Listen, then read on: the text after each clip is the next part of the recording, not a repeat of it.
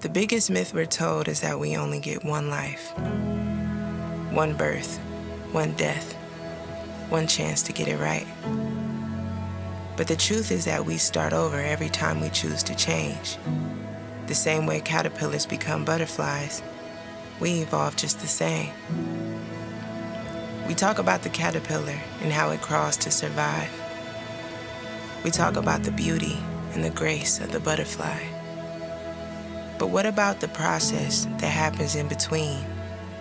The chrysalis, which shapes it into this new being, where it bends and it breaks, and it goes unseen. Then it mends and creates a brand new thing.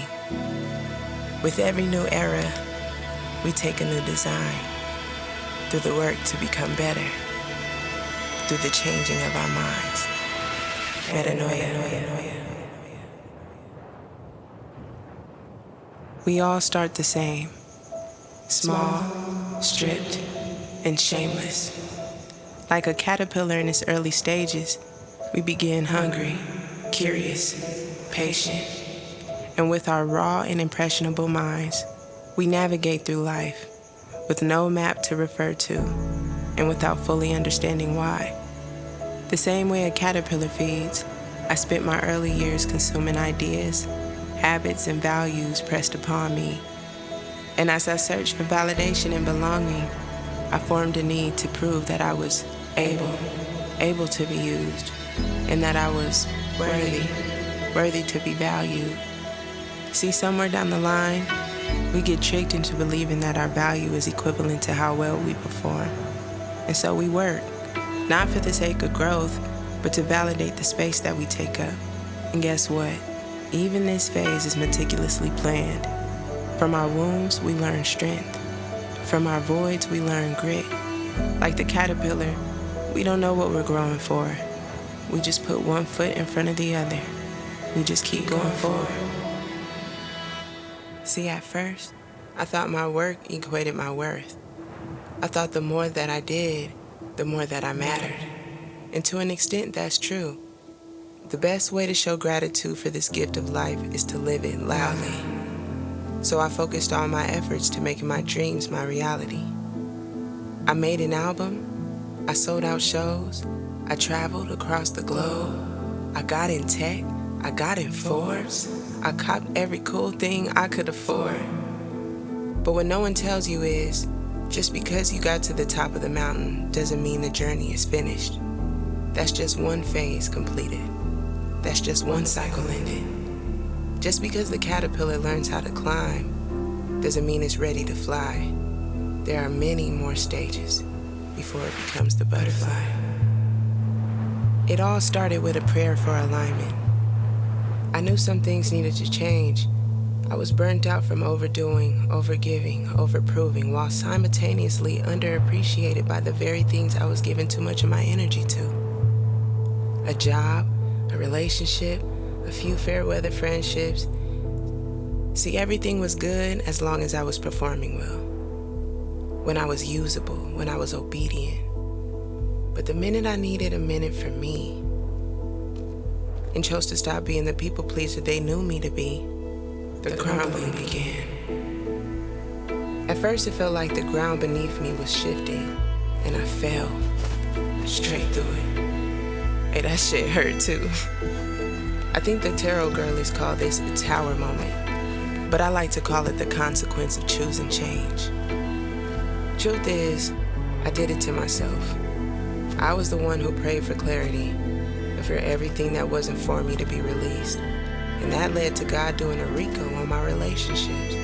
My environment became vacant. But when I sat back and looked at every connection that ended, they all had something in common. The foundations were fragile, built on doing instead of being, built on optics instead of love. I learned that you can't win with everybody, especially when they don't want you to win. But as the pieces fell away, I began to see myself, who I was, who I wanted to be, and the path it would take to get me there. At first I thought the crumbling was a curse, but it turned out to be the catalyst. I was being nudged into isolation. I was being led into my chrysalis. You ever hear what happens to a caterpillar inside the chrysalis? It doesn't just grow wings around what it already is. Nah, it breaks down completely, turns into this formless glob, keeping only its DNA and none of its shape.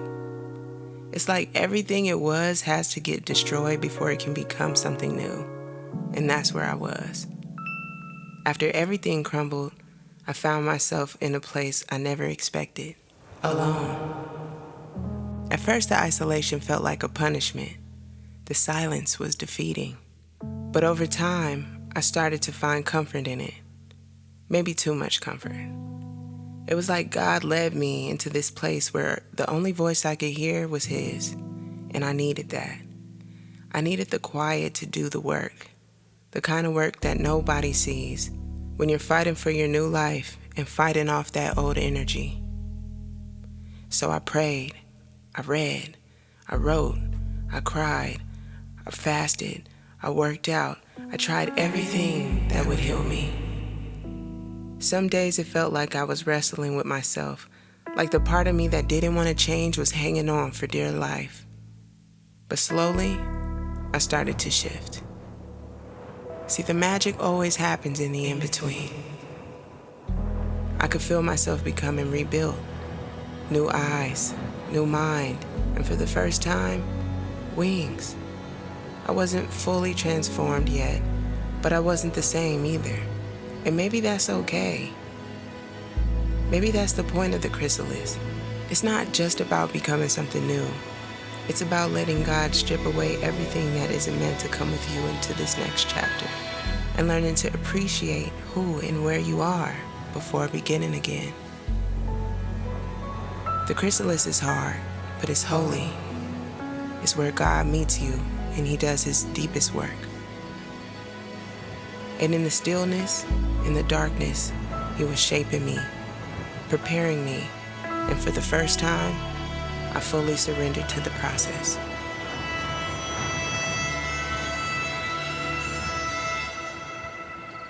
And just when I started to get used to seclusion. Yo, Iman! Yo! Kaylin? Yeah. What's up, man? What's up? It's good to see you. Likewise. What you doing all the way out here? I could easily ask you the same thing. That's a good point. Your mom told me you were all the way out here, and I wanted to see how you were doing. Oh, yeah, thank you. I'm good, man. Just taking some time to myself.